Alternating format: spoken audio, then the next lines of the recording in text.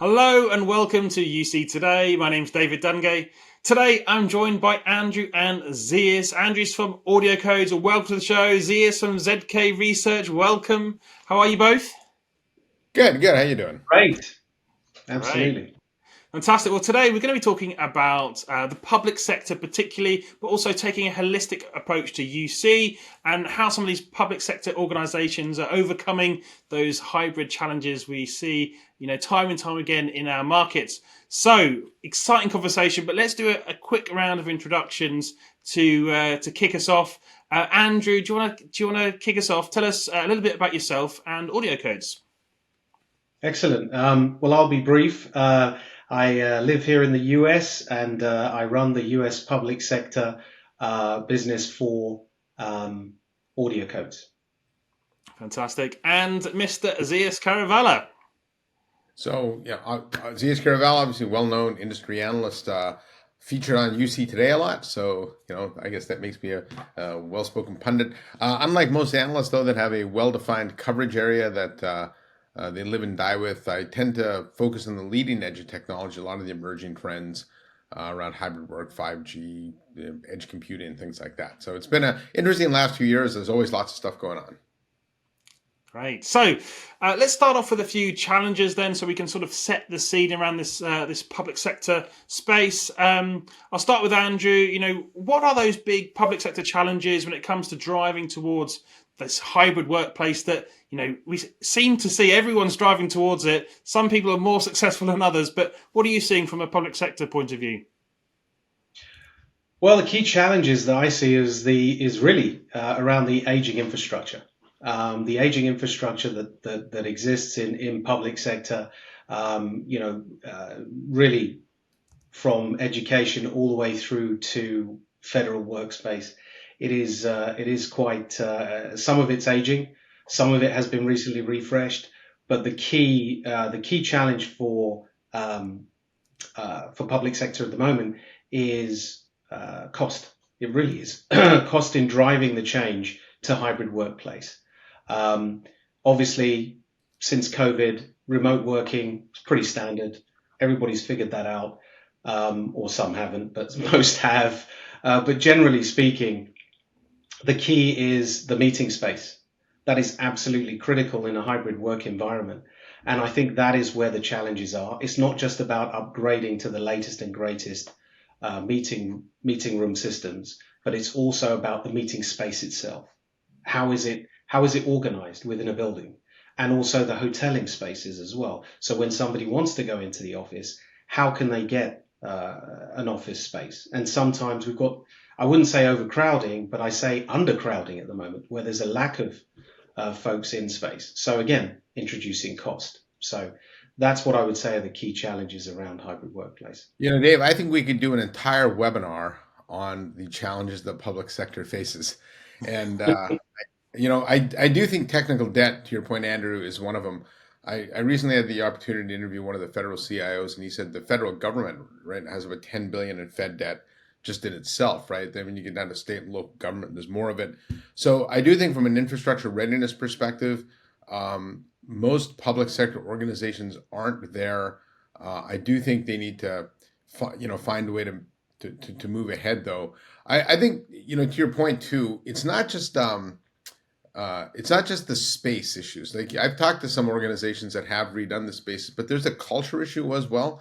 I think from a change management perspective, shifting from a traditional office setup to some kind of hybrid model or one with collaborative spaces is a big cultural shift. People just aren't used to working that way, especially in public sector where people tend to be very task oriented. And so I think there's a lot of training to do around that. And I think even with organizations that have adapted to virtual tools, having the training to understand what features are available, how do you work differently, how do you manage differently, right? So this is quite a bit, it is a much different world today than what we had in the past, but it does start with technology, right? That's what kind of let us be successful through the pandemic, and technology is going to let us be successful moving forward. But that does, require an upgrade of infrastructure. It also requires a big culture change. Yeah, there's lots of changes to be made in the public sector around infrastructure, especially as you both alluded to there. I mean, what's the danger here, though? We've seen the last 3 years, really fueled by that sort of pandemic period. Lots of companies upgrading their tech. We've seen lots of industries have really made leaps and bounds forwards from an infrastructure point of view and those meetings point of view as well. But what's the danger here for a public sector that might fall far behind some of these other industries, when it comes to technology? Andrew, do you want to kick us off on that one? Sure, absolutely. Yeah, I mean, when is too far behind, I guess. And I think that's the critical question. I think, especially now with the explosion of AI and the interest in AI, even though I would argue it's been around for a little bit longer than people think. So, when you look at taking advantage of technology, you have to have the infrastructure to support it. If you don't, you won't be able to take advantage, and thereby you're caught in that cycle of spend and spend and spend, rather than take advantage of spending sooner and being able to recover that investment and being able to really drive more efficiencies, also drive more productivity, depending on what it is you want to, depending on what your goal is at the end of the day. And from a public sector standpoint, again, you've got markets within public sector. You have education, which is different to federal, which is different to state and local. They all have similarities, but the key thing is I believe education is making strides in that space. I believe federal has got work to do. And state and local as well, because they have to really migrate to the underlying infrastructure that is required in order to take advantage of emerging technologies. Yeah, well, there is a public expectation aspect to this, right? Citizens increasingly expect government services to be on par with private sector services, and we do see that globally. Dave, I know you and I were at the GITEX show, right? And the government of Dubai does a lot of things with, I mean, they're in the very leading edge, right? So it would be nice to see U.S. Public sector, perhaps, I'm not expecting them to lead in innovation, but at least keep up with the pace of change. So, so that it can meet citizen expectations. And this has some interesting byproducts for state and local leaders and even federal leaders, where if you're not keeping up, then your constituents do get frustrated. And then they will want to change in government, right? And government policy. And that has sort of a negative effect on them as well. So there's a self-preservation aspect to it as well. I also think that one of the big misconceptions in this industry is that, it's risky to move to the new thing. When you look at the cost of maintaining legacy, it's often riskier to stay with the old thing because you're not getting a lot of the benefits of the new management models, cloud-based systems, pay-per-use type of systems, how cost effective these things are. There's sustainability issues with a lot, with a lot of the new systems are much greener. And so I think, there's that aspect of, well, it just gets more expensive. And the last one, and this is probably one that flies under the radar a lot, is people want to work for organizations where they can be successful. And if you're putting, state and federal and local workers in a situation where they don't have the good tools, you're getting yelled at by their constituents all the time, you're going to have a widening talent gap where people aren't going to work for those organizations, right? So I think if you're trying to attract talent, and let's face it, everybody's trying to attract the best talent, you do need to modernize, and so it's really not upgrading, Dave, I think creates a lose situation where everybody loses, and nobody wants that. Yeah. No, I think you actually make a fantastic point there, Zeus, around attracting talent. I think it's absolutely critical, but it has to be weighed, and this is the part, especially in the federal space. You have to weigh it up against risk from a security standpoint. Yeah. And as you know, that's one of the key drivers in decision making, especially in the federal space, is security, especially cybersecurity. So for a change to be made, this is why it takes so long, is for a change to be made, it has to go through the necessary security evaluations. So again, It's about a whole risk management point that I'm trying to make, but it sort of tends to the discussion around balance, especially around attracting talent. Yeah, I think it's a really Absolutely. good point. As we look globally around the world, there are areas of the world that are getting this right as well. And Zeus, you mentioned Dubai there, and that was, I think, you're alluding to the waterboard in Dubai, who actually have a metaverse solution for connecting with their customers, which is pretty out there. But they're making that work. So, well, let's move on to our next question. I mean, the title of this conversation today is taking a holistic approach to UC in the public sector. What does that mean exactly? Taking a holistic approach, and we're not just talking about UC here; we're talking about CC, contact center as well, of course. How the public sector going to get there? Zeus, do you want to kick us off on that one? Yeah, I do think it does require a holistic approach. I think, and it's not just public sector. I think if you look across most industries, we've often thought of UC and CC as separate things.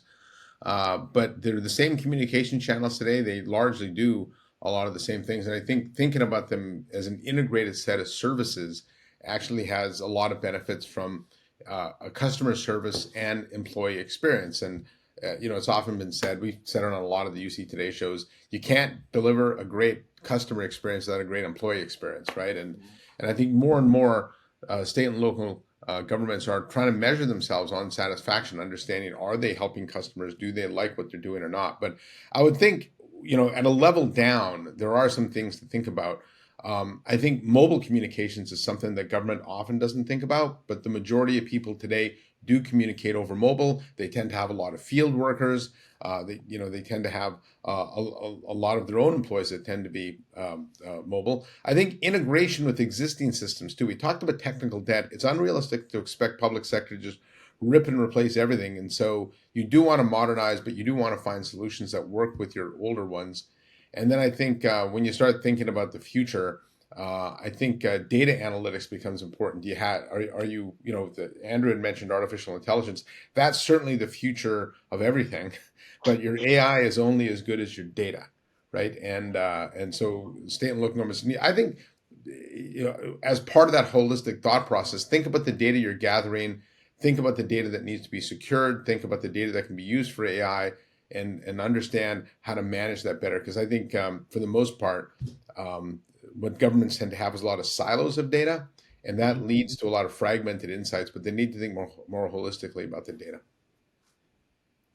That's a lot. Now I need to try to follow up on that. But I think you touched upon really the disparate nature of the current environments that we're dealing with, right? That they are very disparate in the multi-vendor, multi-platform environments that exist out there. And if you need to look at things holistically, you need to try to drive a more simplistic approach of pulling together and driving towards a singular, if you can, right? It doesn't necessarily happen, but a singular environment, right? From an infrastructure standpoint, because what we're seeing as AudioCodes, we are seeing the convergence of both UC and CC, or employee experience and customer experience.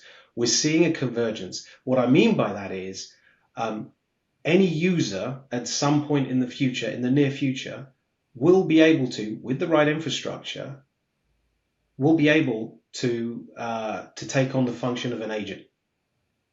So now the question is, do you want every user to have that functionality? But there's an option to have as many users as you need. And it really transforms the whole landscape, especially when you look at costs, because you can manage costs, but also really drive, for let's say in the federal space, drive the mission, right? And that is absolutely critical. This is where the definition of agent is changing too, right? It's anybody who's customer facing should have access to contact center tools. Yes. Even people out in the field that happen to be interacting with the public, right? But they're not necessarily an agent per se. But and I think from a vernacular perspective, we need to start thinking about talking about these roles a little bit differently than just agents which you think are customer service people and internal people, because there's a lot of blending of the two. Yeah, we haven't even started talking about AI yet, so Yeah. We're going to get there. We're going to get there, a whole guys. lot, a lot of level of complexity. Yeah. Yeah, so we are living in a multi-vendor world. I keep seeing multicast is the phrase I saw last, or multi-platform kind of world. But who are the vendor winners when it comes to a multi-platform enterprise space at the moment? What does that mean for organisations? Andrew, what do you think on that one? Well, that's a very complex and controversial topic, David. But I will try to answer it as best I can. So, the multi vendor space at the moment, as we know, it's really the three main players. We know who they are, right? You're talking about Microsoft, Zoom, and Webex, right? And I'm not going to say who has the majority or anything like that, because I think it does it a disservice. What I want to do is focus on how clients are migrating and how that translates to who will win, right? Who will win per se is really, in some environments, no one wins. Everybody wins, right? So it's a degree of how much market share they take. I mean, I don't. Again, that is a little bit of a tough question, but from an audio code standpoint, irrespective of who the who the vendor is, it's about being able to deliver voice traffic and voice infrastructure to the necessary platform that they have in place, and that is our key tenet. Hopefully, that Yeah, answers the I question. do think a couple of years ago, coming out of the pandemic, there was a thesis that organizations were going to consolidate down to a single collaboration tool, and that hasn't proven to be the case.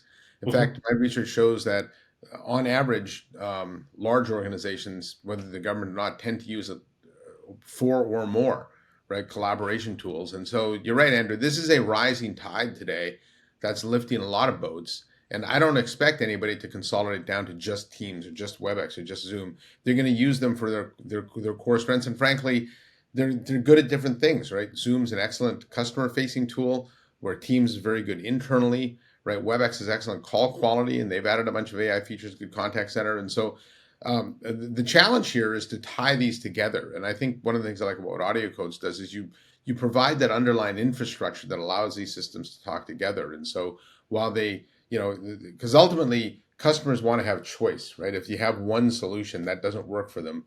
And so if you can give them choice, but they work together, that's the ultimate win. Yeah. Let's move on to AI and automation, and we've kind of touched on it already. Obviously, the big exciting sort of space right now. But AI and automation is impacting every sector. I don't think there's a sector that's not impacting right now. But how is particularly the voice strategy impacted by AI in the public sector space? Andrew, do you want to start us off on that one? Absolutely. I mean, this is like the, what is it, nom de jour. It is the it's the one everybody wants to talk about. So from an AI perspective, there are two key components that I see affecting voice initially. One is cognitive AI capabilities, and that is really focused on the customer experience and contact center capabilities, whether it's virtual agents, whether it's IVR, et cetera, right? And bot technology as well, right? Which we've seen an explosion in bot technology, bot infrastructures, which is, but it's not about necessarily the end state, but it's actually the journey to get there. And the key thing from a voice perspective is being able to connect voice into those platforms, right? That is absolutely key, especially when you're having to convert speech to text to speech, et cetera. Being able to do that in a very effective and, for want of a better term, high quality environment. That is the key strategy from a voice perspective. especially when it comes to AI. It's the connectivity into AI, so you're able to utilize AI. Now, the other approach from a UC perspective, and I separate the two even though they're converging, is from a generative AI perspective, and the ability to be able to, let's say, for example, this meeting, be able to get a summary that somebody doesn't have to write notes. They get a summary, they have the action points all laid out. You don't have to say, take an action. No, it does it automatically. It listens to the conversation and be able to generate a summary. And then being able to take those summaries and as an organization be able to analyze further and drive understanding trends, driving the future. That is where I see AI and how it impacts voice. I think AI and voice is one of the most exciting things to happen to voice since Alexander Graham Bell, right? And let's face it, there hasn't been a lot of innovation in voice since then.